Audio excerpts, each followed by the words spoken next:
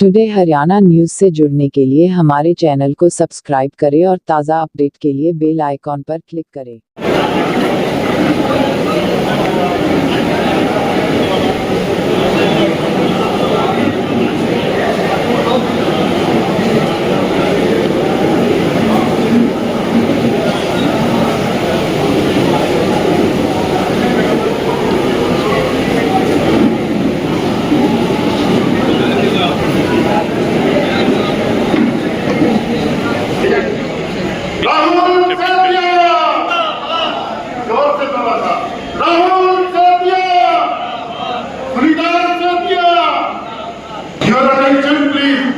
शांति का नाम लीजिए।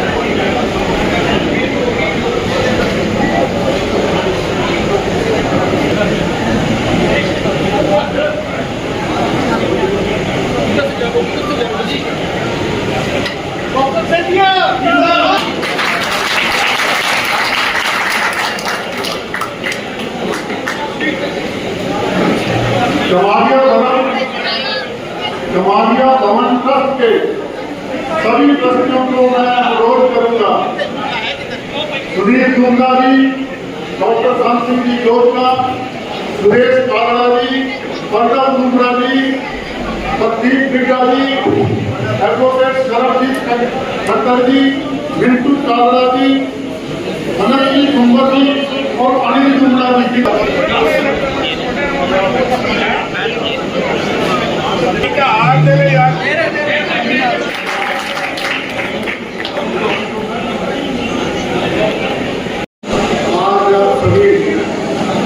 यहाँ इकट्ठे हुए हैं, लोगों को समर्थन देने के लिए, अपना प्यार देने के लिए मैं तय दिल से आपका बहुत आभारी हूँ।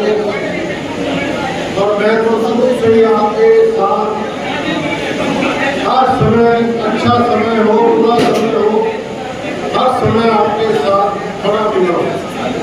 और बहुत किस्मत वाला हूँ कि आप जैसे दोस्त मिले तो सगे भाइयों से ज़्यादा मेरे साथ खड़े रहे कभी मुझे। आपका बहुत आभार। अब चुनाव में मात्र कुछ दिन रह गए हैं, आप सभी गोकुल सेविका बनकर चुनाव को संभाले। जीत आपकी निश्चित है, इसमें कोई दो राय नहीं है, पर पकी हुई फसल को संभालना चाहिए। एक बार फिर आपका बहुत आभार और धन्यवाद। 36 ग्रामीणों का विश्वास और आशीर्वाद लेकर आपके बीच में पहुंचा है वोटों की अपील करने। आप सबसे मेरा अनुरोध, जोरदार तालियों के साथ गोकुल सेतिया का स्वागत करते हुए मैं आमंत्रित करता हूँ गोकुल सेतिया जी को, कृपया वो माइक पर आए और अपनी भावनाएं आपके सामने व्यक्त करें। एक नारा, गोकुल सेतिया, गोकुल सेतिया।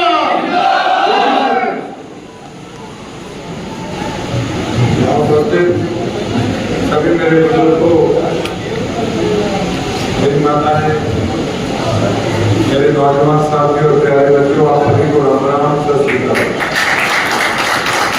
आपका धन्यवाद करता हूँ और आभार व्यक्त करता हूँ कि आपने आज इतनी भारी संख्या में यहाँ अपनी उपस्थिति दर्ज करा के जो मुझे आशीर्वाद देने आप सब आए हैं। सदैव गोकुल सेतिया इसको अपने और सारी चीजें आज आपके सामने और कुछ नहीं है। आप पिछले 10 सालों से देख रहे हैं कि किस प्रकार से हमारा इलाका जो है वो पिछड़ता जा रहा है। आज राजनीति केवल जातिवाद के अंदर भटके रह गई, शराब और पैसे के इस सिलसिले के अंदर खत्म होती जा रही है सच्चाई, डेवलपमेंट की सोच, किस प्रकार से हमारा इलाका प्रोग्रेस करे। आज इस सोच के साथ कोई भी राजनीतिक आदमी हमारे इलाके में आगे नहीं आ रहा। मैंने तो सिर्फ एक प्रण लिया था कि मैं राजनीति के परिवार से जरूर हूँ, लेकिन हमेशा एक ही सोच रखी मन में कि किस प्रकार से एक नई सोच के साथ जो कि हमारे इलाके की तरक्की के लिए, हमारे इलाके की खुशहाली के लिए, हमारे लोगों की तरक्की और खुशहाली के लिए उस सोच के साथ आगे बढ़ा जाए और प्रगति की ओर हमारे इलाके को लेकर जाया जाए। जिस प्रकार से हमारा इलाका पूरे हरियाणा के अंदर सबसे शांतिपूर्वक इलाका है और एक धार्मिक नगरी है हमारी सिरसा, तो किस प्रकार से हमारा सिरसा जो है तरक्की के अंदर अपना झंडा बुलंद करे हरियाणा के अंदर, ये मेरी सोच के साथ मैं राजनीति में उतरा था। बाकी ठीक है, उतार चढ़ाव राजनीति का और जीवन का हिस्सा है, लोग प्रत्यारोप चलते रहते हैं, लेकिन कभी भी मैंने किसी प्रकार से किसी से कोई पर्सनली कोई रंजिश या दुश्मनी वाली बात ना मेरी सोच रही है। हाँ, राजनीतिक सोच की विचारधारा के टकराव जो है वो राजनीति के अंदर ना चाहते भी कई बार चीजें हो जाती हैं और बाद में चीजें लगती हैं कि कहाँ से कहाँ तक बातें पहुंच गई। लेकिन आपको मैं एक खुल के बात कहना चाहूँगा, क्योंकि कई बार कई चीज़ों को हमें स्पष्ट करना जरूरी होता है। 2019 का चुनाव था तो कई ऐसे एक आधा ऐसे परिवार भी थे जो कि शुरू से अरोड़ा साहब के साथ अच्छा उनका प्यार भी रहा, लेकिन ठीक है, हर आदमी की अपनी महत्वाकांक्षाएं होती हैं, तो उन महत्वाकांक्षाओं को लेकर अपना अपना रास्ता हर आदमी अपनाता है, उसमें कोई बुराई भी नहीं। लेकिन जब बीजेपी के अंदर था मैं, तो हमारी एक बार चर्चा हुई थी पहले कि ठीक है, टिकट किसको भी मिलेगी, हम एक दूसरे के साथ चलेंगे। लेकिन जब टिकट दोनों को नहीं मिली तो उसके बाद मैंने अपने कार्यकर्ताओं की मीटिंग रखी और कार्यकर्ताओं ने हमारे पूरे परिवार ने कहा कि हम चुनाव मैदान में उतरेंगे ही उतरेंगे। मैंने किसी को मना नहीं किया कि आप चुनाव में मत उतरो। देखो, सबने अपना काम देखना, अपना सिस्टम देखना, अपने वर्कर अपने परिवार के हिसाब से हर आदमी ने अपना निर्णय लेना। तो जो मेरे परिवार में सभी आप साथियों ने मुझे निर्णय लेकर कहा कि चुनाव मैदान के अंदर वो हम उतरेंगे, तो मैं चुनाव मैदान के अंदर उतरा भी और आप सबके आशीर्वाद से एक नई पहचान भी मुझे आपने पूरे हरियाणा प्रदेश के अंदर दिलाने का काम किया। लेकिन जब चुनाव में मैं उतरा था उसके बाद मैं उन लोगों के पास गया भी था कि देखो, अगर आप चुनाव नहीं लड़ रहे तो मैं चुनाव में इस मैदान में उतर रहा हूँ। मेरे कार्यकर्ता चाहते हैं कि हम आगे बढ़ के और अपने इलाके की तरक्की के लिए एक नई शुरुआत करें। तो आप मानेंगे नहीं, उस समय अगर मैं किसी के घर गया तो मुझे बेइज्जत करके वहां से भेजा गया। जब बेइज्जत करके भेजा गया उसके बाद मेरे मन में भी यही कि देखो, घर आया तो आदमी दुश्मन को भी इस प्रकार से नहीं बोलता, और मेरे से तो कोई लड़ाई नहीं थी किसी प्रकार की। तो मेरे मन को उस चीज की बड़ी ठेस पहुंची कि ठीक है, अगर किसी ने चुनाव लड़ना तो लड़ो, चुनाव क्या दिक्कत है, सब आजाद है, अपना नॉमिनेशन भरो, किसने मना किया।